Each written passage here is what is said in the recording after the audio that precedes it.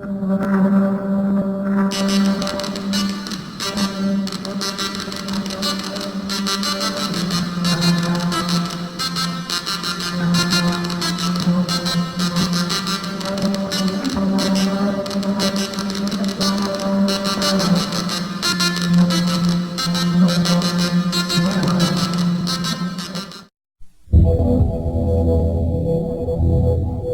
know what your TBBS is capable of.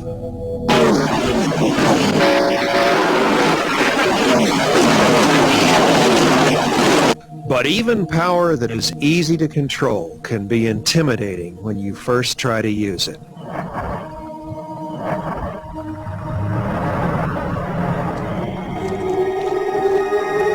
Fear not.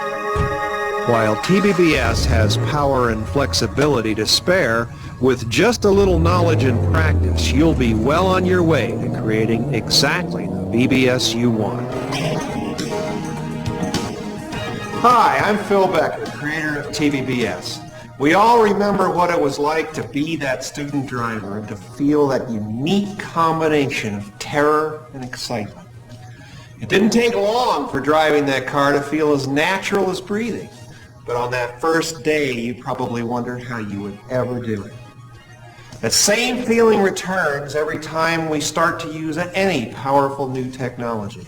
And while the concept of a BBS is very simple, to design the multi-user BBS you want and make it operate reliably, you're going to have to control some of the most complicated aspects of the computer art. And once you learn how to use TBBS, you'll find that it leverages your power to design bulletin boards the same way your automobile leverages your power to travel.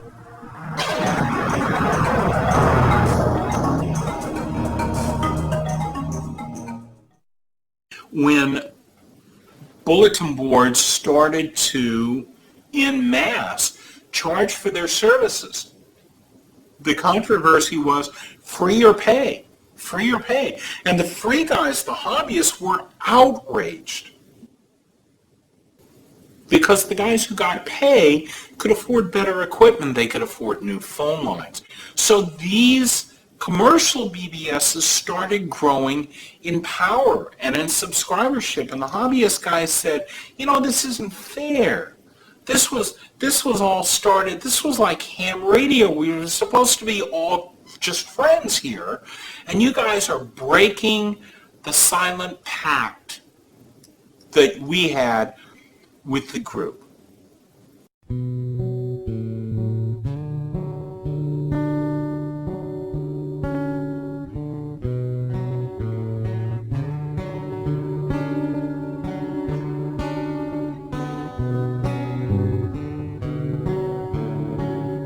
That's where you lost the hobbyist aspect. That's where you lost that heart that I felt was there. I did it. I ran a bulletin board for years just for the love of, look at what I can do. I can hook all this stuff up, make it talk, make it do all this. And then you always had somebody coming in going, how can we make money? If you're running a business, great. Tell me about it before. Tell me when I step in the door. Tell me when I log in that it's a business. Because that way I'll leave. Because that's not what I'm in it for. I'm in it for the information. We've sowed the seeds of our own destruction, especially when the guys started wanting to charge money for bulletin boards. It was something that, it was a hobby. It was my hobby. It was my computer. I was going to take that machine down. When I wanted to play with the computer, I was going to pull the plug on the modem. No question about it. And to expect somebody to pay for my hobby. They weren't friendly anymore. They weren't people talking with people anymore. They were people talking with businesses. If you were to talk with somebody about something, you were talking to a hired mouthpiece. Basically, you're talking to people that have a policy and an agenda to speak, and that's what they're supposed to talk about, and it's not human anymore. And they all wanted 15 or 20 bucks a month. You're going to rapidly run out of money. So I think the charge boards started the downfall of bulletin boarding. And really, to be honest, I don't remember ever seeing a pay board that had anything unique on it.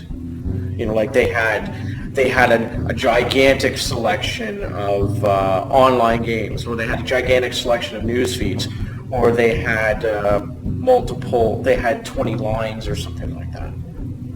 There were people that were trying to charge to get some money back for it, but I wouldn't have paid to belong to BBS. For the most part, I didn't really see the services as benefiting the user. I mean, the idea, or at least for me, was to have a good time and to learn something. And if someone else can have a good time and benefit from that knowledge, then everybody's getting, payment out of that, if you want to call it that. I never charged a dime to gain access to the bulletin board, and I always said that the day I have to charge for it is the day I'd pull the plug.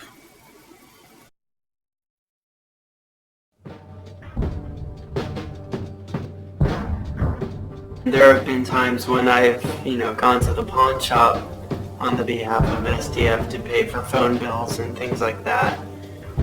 I did have a couple of users that, would actually send $20 every once in a while or something to help, just in general, to help keep it going. A lot of bulletin board systems ran on donations. And even this one, when I booted it up the other day, take a look at it, it says, yes, please donate to the BBS, $1, $5. The way I approached it was, for the first 5 years, I basically ran it as a freebie. Anybody that came on could not pay anything. From about 85, 86, and increasing from 1 line to 4 lines, and eventually up to 16 physical telephone lines, and having a 3-figure phone bill, I decided, hey, we're going to have to put some kind of price tag on people having unlimited access. That really was the sole purpose of writing it. It was just for my own use. The fact that other people eventually became interested in it, and it did in fact get sold to some people, wasn't really part of my original plan. The idea was never to go mass market with it. Yeah, I mean, it was only because I was at the right place at the right time with the right idea. That's always how it works in anything. We packaged it up and sold the first 1.0 TBBS. I could not imagine at that time that there was a marketplace. Originally, it was not built to sell at all. I didn't want to sell Synchronet at all at first. It was certainly not a commercial venture. What changes your mind? Well, there was sysops that were, begging me to give me money. I think I said 400 copies in 10 years or something like that. Well, it turns out that by the end of a year and a half, he'd sold way more than whatever my number was that I said at the time. It was actually starting to make me some significant money on the side. In 1989, that's when I left my day job and went to work for Clark Development and made it a full-time job for me. Prior to that, we were doing a lot of work on the site after hours, during lunch. People would send in checks. I was really surprised. I'd go to my mailbox and there was a check.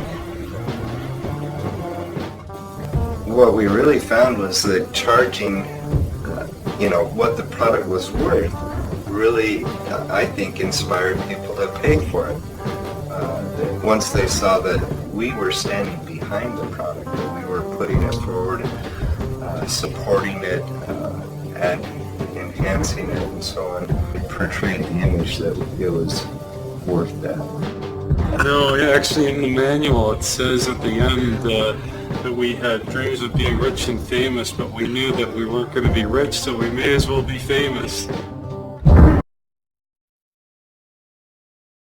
Exec PC was a reasonable sized bulletin. Actually, it was a very large bulletin board system in those days.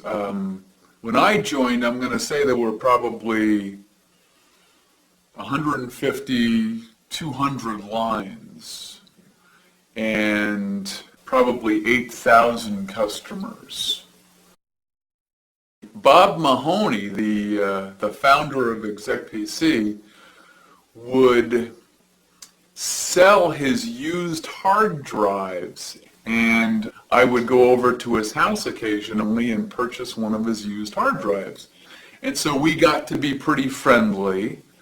So in about 91, 92, I got a call from Bob saying he'd like to talk to me. He said, I can never go on vacation because, I'm away from the system and, it'll crash. And it wasn't reliable enough that he could go away for extended periods of time, and he was actually burning out. So he said he was looking to expand his team. It was just he and his wife, Tracy, and he made me an offer. I initially said, well, I'm going to have to think about it. And I drove home, and I remember standing up in my living room and saying, what the hell do I have to think about? That's exactly what I want to do. And I called him up and I said, of course I'm going to take this. There's no question that I want this job. It was like a dream come true. There were all these software guys that I hung around with in the Milwaukee area, and this was the dream job. We were having so much fun. I couldn't wait to get to the office every day. It was about a half-hour drive from my home here over to there, and it gave me half an hour to figure out what I was going to do the whole day, and I just arrived at the office with a big smile on my face every morning because we were in uncharted territory. We were doing some really cool stuff and having a blast doing it, and I was being paid reasonably well. So, there wasn't a happier guy in Milwaukee.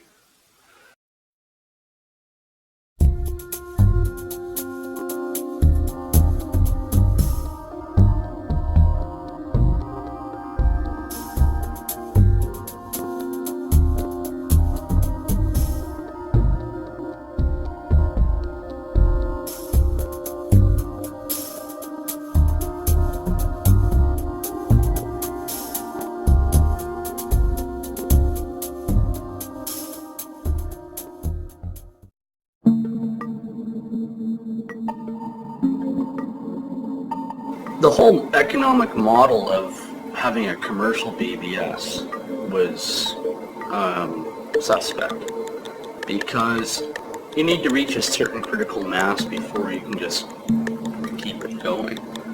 And once you start to grow, you need to get another computer, another phone line, another piece of software to run the next node. So you're taking yesterday's subscriptions to fund today's expansion. So unless you keep expanding and expanding and expanding, your business model just falls on its face. We got a whole slew of articles, all kinds of magazines saying, this is the path to get rich quick. Start a BBS and get rich quick. All you have to do is buy a computer, which at that time was about $5,000. You buy this computer and you plug in a phone line and people call into your computer and they give you money for it. It's like you don't have to have any real skill. You just have to have a phone line and a computer and people will send you money. No, stop, wait. No, it's not like that at all. You've got to have a rather exceptional level of computer skill. You have to go beyond that to understand the software. It was not easy. What somebody discovered is if you put a few pictures of naked people online and have this sex section of your bulletin board, people would pay money to get access to it. Certain boards Not usually certain types, but certain boards would give you, there was a feeling this board is pretty scummy, or the people on this board tend to be slimy in their business dealings. You just never wanted to do anything in business with them. There was always this vibe of, okay, I've just shaken hands with you and let me wipe the oil off. The time when a BBS could charge, I think BBS is when they did charge money. They were offering either porn or wares, and BBS's basically couldn't charge for anything else. It really brought to my attention how big basically the porn industry was in the BBS community. You know, you'd see it the few times that you'd see bulletin boards mentioned in the media and the mass media, you know, big newspapers and stuff. Probably half the time it was, hey, these seedy BBSs are places where guys download porn. You know, that was the image that our business was getting from that.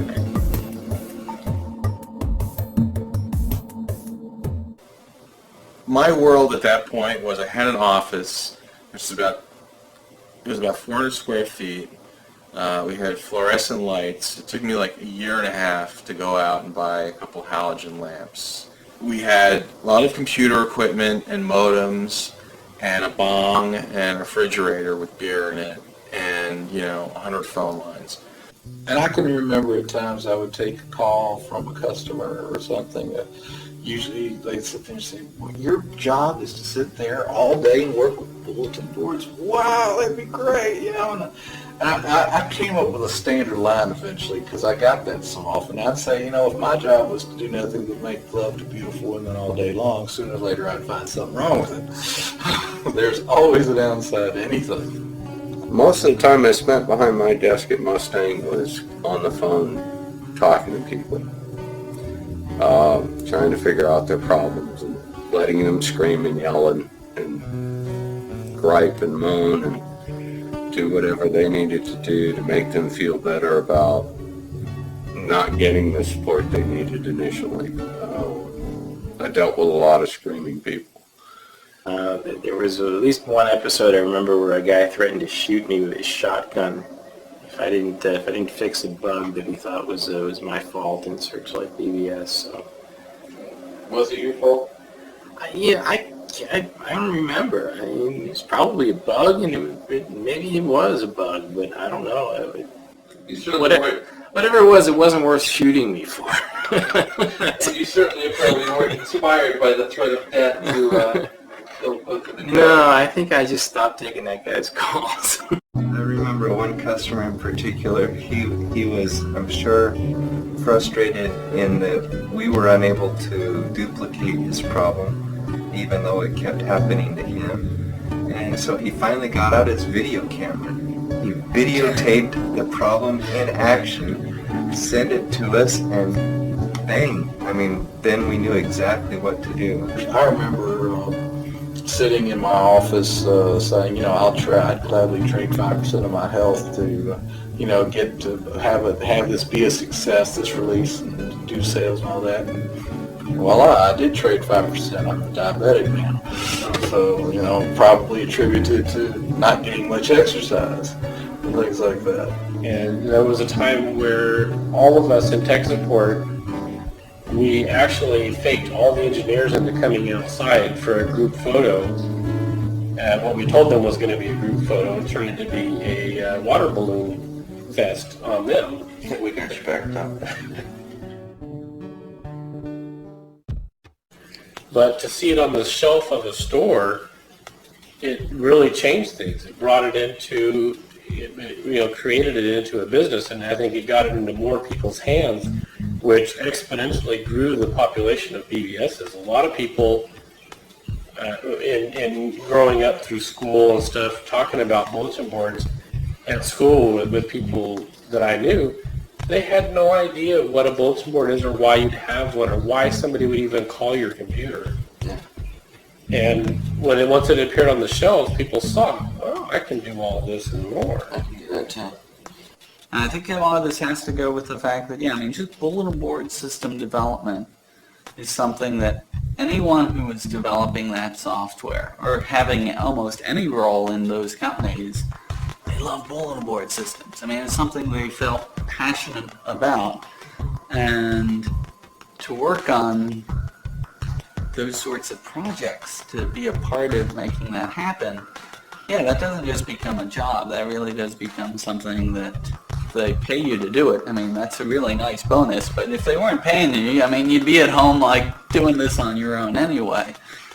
I think I probably had an exaggerated sense of responsibility, and it may have come from the fact that a lot of the customers were hobbyist customers, where it was, to them it was more than just they bought a product from a company. To them, they were sort of joining into this group or to this this faction of bulletin boards that ran Searchlight BBS. So when we first started out, it was basically Fred and I working together, but then when we went full-time, we had a staff of 2 additional employees, I think, is what we had working out of his basement. And really, it was pretty humble beginnings. From there, we grew, I think, up to as many as 30 people at one point. And so, it was interesting to see the growth over time and say, wow, what we're doing is really what's driving the company. I had a reaction to some of those kinds of trends going on in the industry. It used to be that I could call XYZ company and I could say, Henry, you got a problem. This is what's going on, and I can duplicate it. We've got this bug, and Henry would go, oh my God, to where now, hi Henry, it's Peter. Well, that's great. Talk to my technical guy. You got shoved away. The old camaraderie of the small circle of people went away.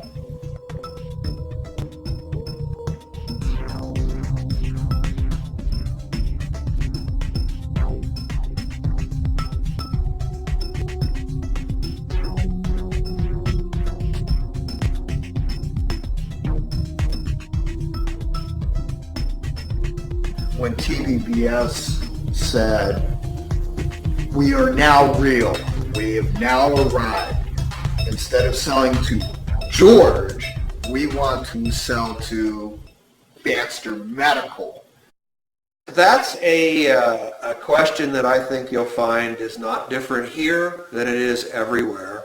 And that is, something has a purity about it that should not be sullied by even accepting money if people want to give it to you.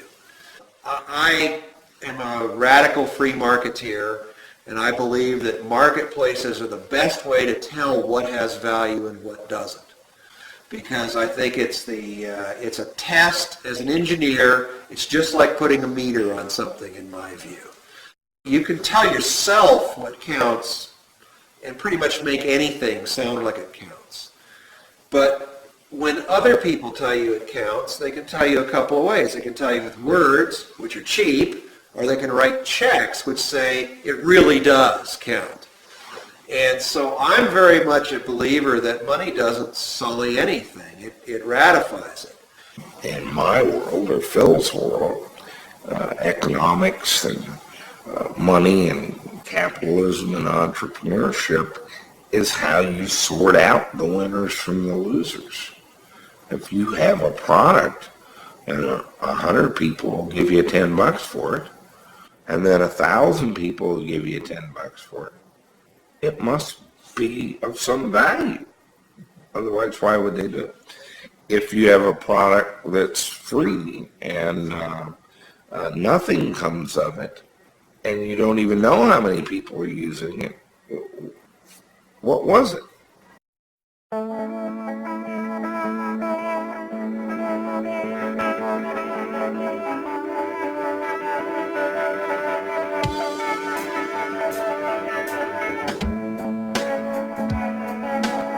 Once I started getting a publication called Board Watch by Jack Ricker, all of a sudden you have a monthly publication that literally lists thousands. My brother called me and he said, "Hey, I found this magazine. They're totally advertising BBS software and everything." And I was like, "What?" And I couldn't believe there's a magazine about BBS. Boardwatch magazine in the beginning, I just loved when it appeared. It was like a dream come true, and I read every issue from front to back. I remember the first time one of my systems made Boardwatch. That was an experience. That was almost like the old song about making the cover of the Rolling Stone. For a sysop, being on the Boardwatch top 100 list was big time. You made it.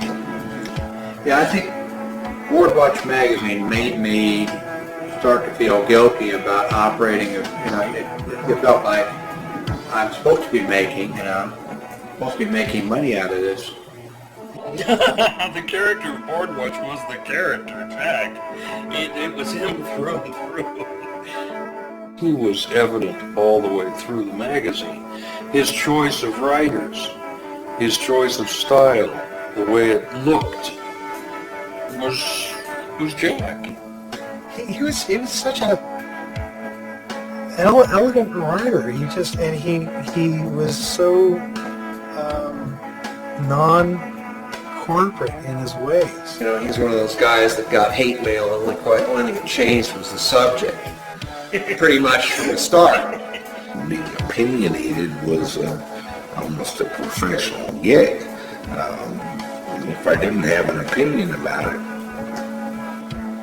it didn't cause any reaction in me, and probably wasn't important, and no one would be interested in it.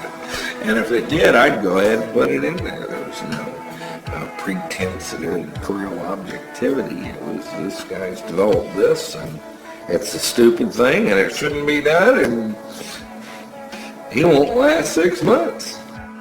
He usually had a smile on his face. That's what I'll say that about Rickard. He was a pretty happy guy. He was a force on Galacticom that sort of looked like our other competitors. It wasn't always a friendly force. In fact, sometimes I'd say it was a downright hostile force.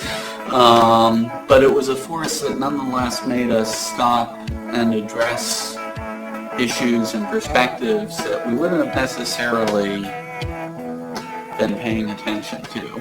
But he was one of those sort of voices out there that just did not support bullshit. Other things being equal, it'd sure be good if Jack thought good things about us. To which, I think I spent many, many years off of my life, trying to have Jack think good things about Galacticom. In some cases, I was successful, and in some cases, I was not. You get into these enormous flame wars, and Jack was famous for them. Oh my God, Jack was famous for them. Somebody would send him an email that he didn't like, and he would not only flame them, he would flame them in his column, which reprinted all of the emails that he got that he wanted to print. It was an enormously popular section of Boardwatch magazine. But Jack just ran amok with a bloody sword at times.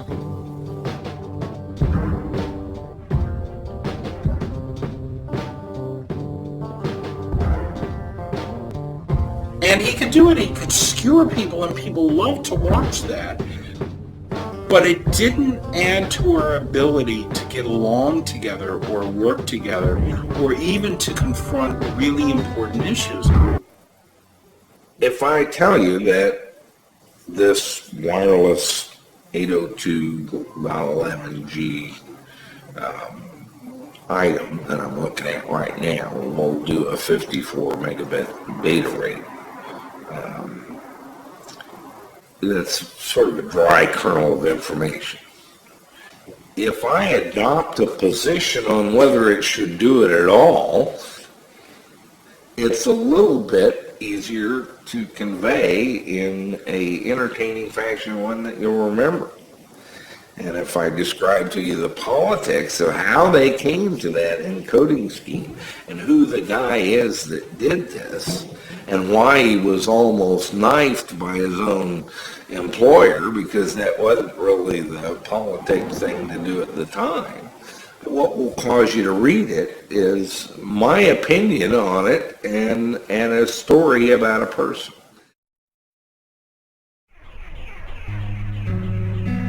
You know, what was funny with the BBS world and this concept of competitors, I know we all got into it. Certainly Galacticom tried to compete very vigorously with eSoft and Mustang, but that was really a case where it was a rising tide lifting all boats. There were very few cases where I think we were taking customers away from each other. When you're on the field, you actually are trying to kill the guy across from you. But at the same time, if he kills you instead, you admire him for having done it. You know, like going out playing football, you know, where afterwards, you know, everyone can go get a beer. And you both will go out afterwards and buy each other a drink and be great friends. And it wasn't bitter. It wasn't like, you know, we really need to get those guys. The whole BBS industry was large enough for all of us to profit, all of us to benefit from it. So it wasn't a real competitive industry. It wasn't a real cutthroat business, if you will. It still stayed friendly, even in the marketing of it, in the sales. It was kind of a friendly competition kind of thing. I mean, it was more like, it wasn't like stomp on the other guy. It was like one-up him so that he could one-up you, so that you could one-up him, and just kind of both of you are improving each other by way of competition. We were just trying to show each other up on innovations, and wow, just what an incredible force that was. Yeah, I think competition did a lot of good for everyone who was in that commercial sector.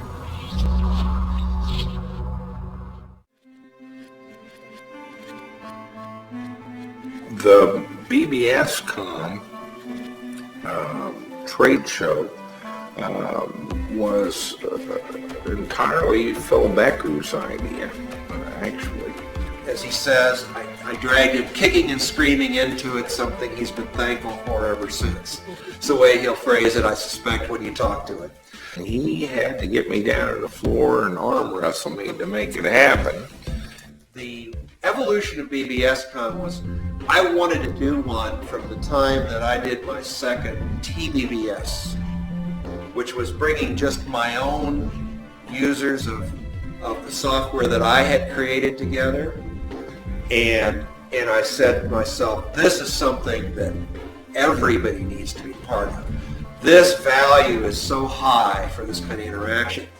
But I didn't have a way to make it a successful business, something that I will never start down a road unless I see a path to.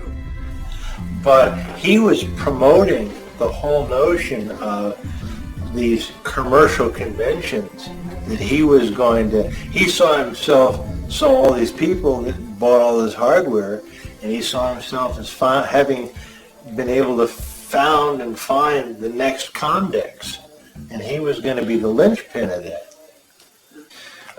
There were a number of uncomfortable elements about it. For me, I sat in a dark room in the Colorado mountains and wrote stuff and mailed it to people. The show required me to get up and speak in front of them. But Phil was the one that really got that off the ground. He actually would come over to my house, talk about it endlessly. I finally gave him a check, said, okay, here's my half, let's go do it. And so we started out to do the first one in 92. And my goal from the very first was 1,000 people. I said, I want to make a statement. This is really an industry, and it really has a constituency, and it really has an audience. because it's the only way we're going to get commercial people to pay us sponsorship fees and do booths and make a convention that pays its way. The biggest thing that was rewarding, our initial innovation was, as you say, the meetings that they had were in Howard Johnson's and Kansas, where it would be cheap. I went to the first one. It was amazing. That's actually, here it is, 12 years later, and that convention was still the best convention that I've ever been to in my life. It was held in Colorado Springs. It was very upscale, and it made the most expensive gathering that anybody, any bulletin board system operator had ever attended. It was a 5-star convention center, and it was first class all the way. I remember we were outside, the weather was gorgeous, and we were outside, and here come these waiters with trays of cookies, just delivering them to all the participants at this convention. They just cranial detonations at what the room prices were, the registration, everything about it was just entirely too expensive and no one would go. Except that actually a lot of people did come. In one of the big features of BBS Con, BBS Cons to come, were the parties that various groups would have. The Galacticon party for all of our customers. I mean, we looked forward to that more than like any other aspect of those conventions. I went to a lot of seminars, and we had a big matrix of seminars. It was a couple days long, and I went to a couple seminars, and basically it was just people talking about how to grow your BBS and new services, what attracts callers, and so forth. And it was a lot of fun, and it was also very informative. The 6 months leading up to BBS Con was this incredibly intense time inside Galacticon, where like everyone in engineering and in marketing, we were all focused on how can we just blow everyone out of the water at this next show. And what a phenomenal force for just encouraging innovation. The first thing that impressed me is that there was a business there. A lot of people were selling equipment to other people who wanted to run bulletin board systems. The second was the fact that there was a magazine that was devoted to bulletin board systems. Jack clearly figured out the formula for taking advantage of that. And the thing is, we brought Vinton Cerf to BBS Con not to talk about BBSs. I don't even know if he'd ever heard of one before he got there. We brought him there to have him tell the audience what was getting ready to happen to communications and computers. And our goal was every year we wanted somebody to come into one of those tabletop booths and the next year see him with a company that was making him money and paying him a salary. And we did that repeatedly. Every year we saw that.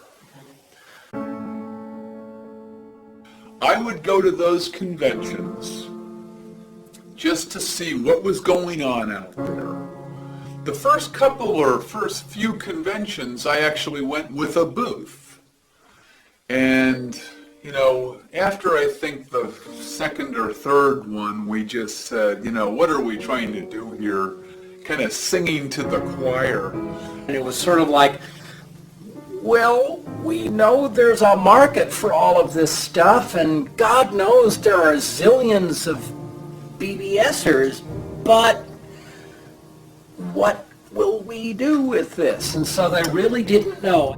We would see a lot of our old customers, but everybody knew about us, and so we weren't really gaining any new customers by having a booth there. I was okay with because it was it kind of harkened back to the early West Coast computer fairs. You've got all the innovators and that are out there, showing their new stuff. But past about that second year, it started to feel really commercial. We're not doing it for doing it anymore. We're doing it because we can make money at it. And that's where I started to kind of go,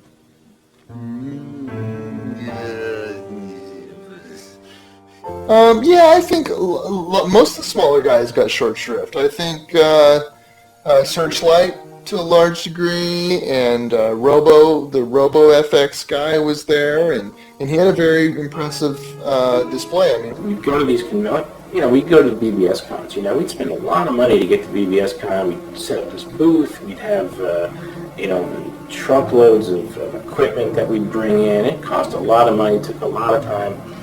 And who would walk up to my booth is not some guy with, $10,000 to spend on a solution for his online services, but, Joe BBS guy from New Jersey saying, you got something you can sell me for $35 that's going to let me talk to my friends online. That was a little disappointing. Well, I just think there was a conflict of interest. I think, the people that are writing the articles are the same people that,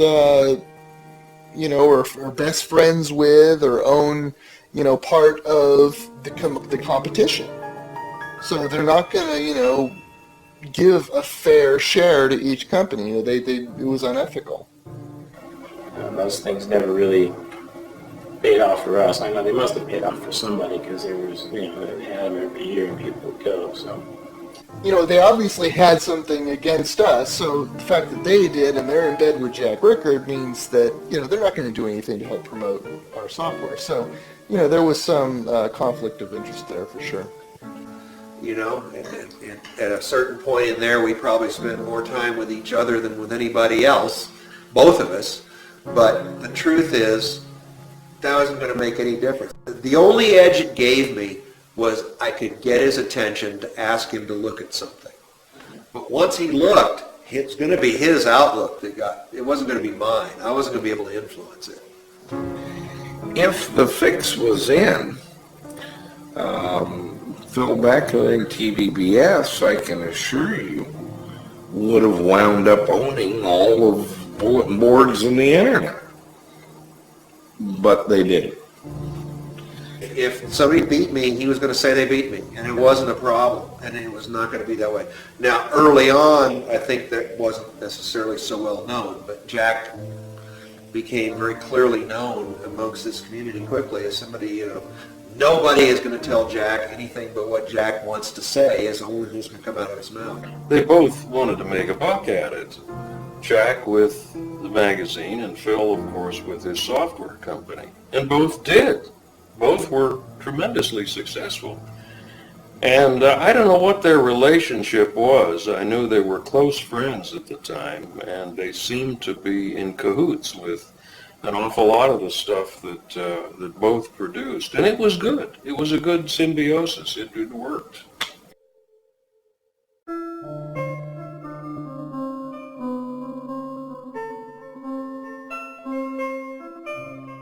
There is nothing permanent in computers. Everything has a life cycle. And don't fall in love with any part of it so deeply that you can't make it a comfortable part of your past.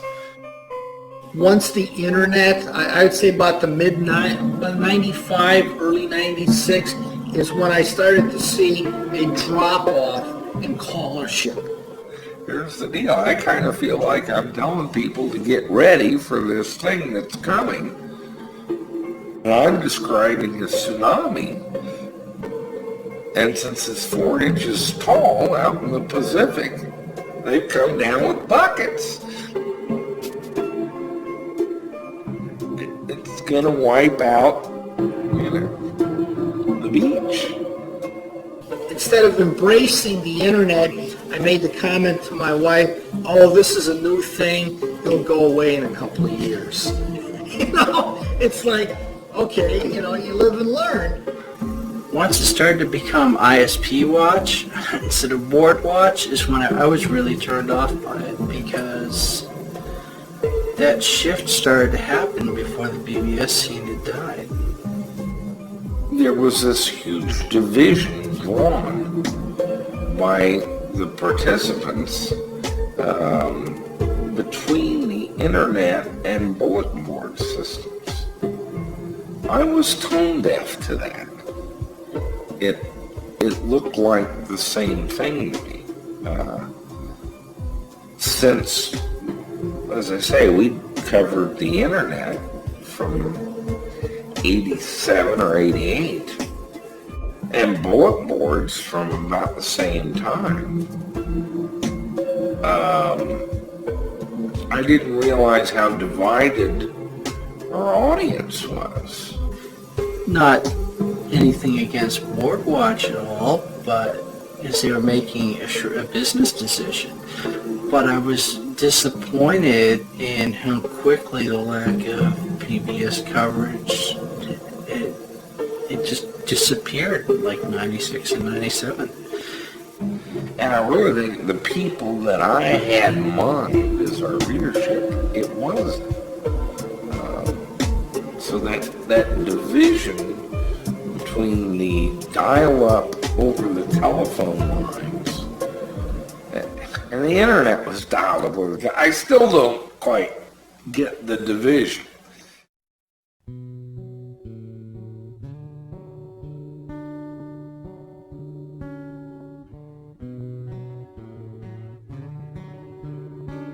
Mustang was falling apart. One of the worst days of my life, I'll never forget it, was walking into my QA lab, and my guys were already at work, and they read me the headlines of that day, which was, Quintus enters into agreement to purchase Mustang software. And from that day forward, I knew it was over. The Mustang that I grew up with, that I knew, was done. I mean, the day came, I think it was like May 13th. It was a Monday, so you'd have to check your calendar. It was towards the middle of May, and we got about 3 hours in, and he just came in and said,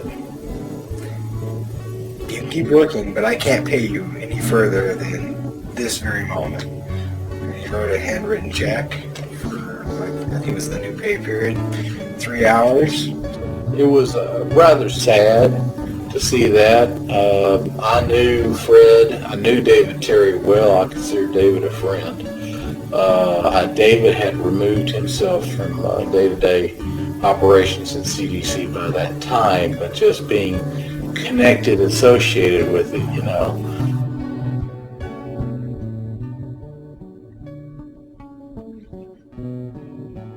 I didn't like to see how it went down. A lot of people lost orders, confidence in the industry, which of course by then was pretty much dying anyway. That's why it happened.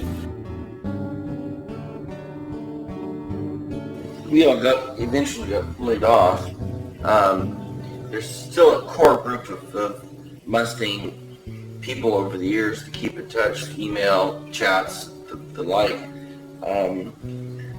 When Larry and I finally eventually got laid off from the company that eventually ended up buying the company that bought Mustang,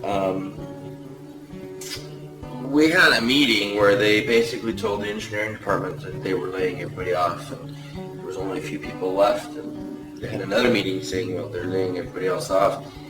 I didn't even get out of the meeting before and to my desk before I actually literally had voicemails, people calling on my cell phone, people leaving me instant messages going, is it true? Did you actually get laid off? I mean, literally within seconds, people were, from across the country, friends from in Georgia and Texas going, dude, I heard you got laid off.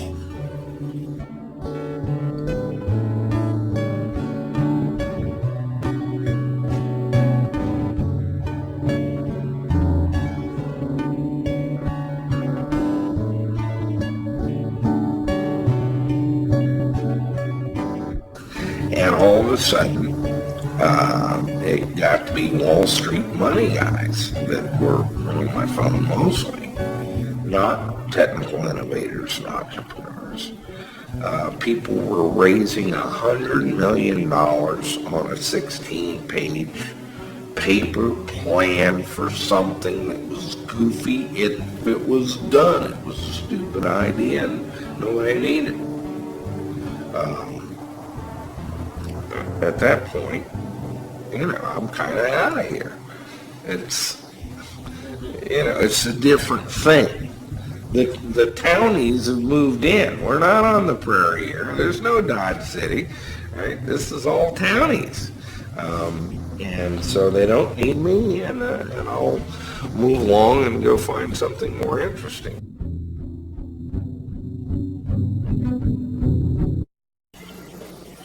If Jim started a new company and asked you to go to it, would you go to it? In a heartbeat, no question. It's not even an option. Yeah.